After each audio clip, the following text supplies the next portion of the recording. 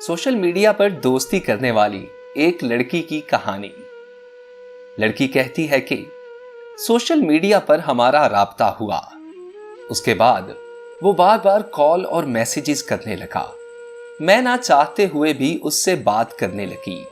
मैंने उसको बताया भी था कि मेरे बाबा नहीं हैं, मैं मोहब्बत के चक्कर में नहीं पड़ना चाहती, पर वो पागल बार बार मोहब्बत मोहब्बत ही करता रहा। मेरे ना बात करने पर वो पागल हो जाता, खुद को नुकसान पहुंचाने लगता। मेरी अकल पर शायद मुकम्मल पर्दा पड़ चुका था। मैं उसके पागलपन को मोहब्बत समझने लगी थी और मुझे भी उससे बेपनाह मोहब्बत हो गई। फिर मैंने उसे बताया कि मेरी माँ नहीं मानेगी, तो उसने कहा कि तुम्हारी माँ को मैं मना लूंगा।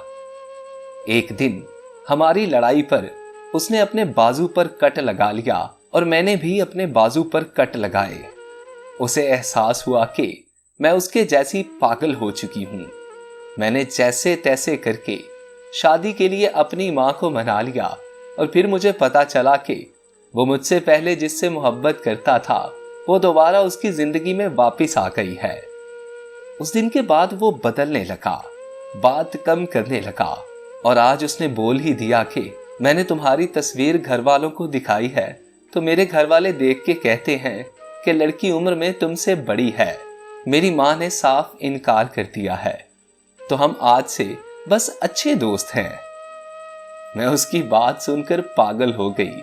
खुद को समझ नहीं आ रहा क्या बोलूं, किससे बोलूं, कहां जाऊं। बस इस वक्त दर्द हद से ज्यादा हो गया है, जीना अजियत लग रहा है। कसम से दिल कर रहा है खुद की जान ले लूं। बहुत टूट चुकी हूं मैं।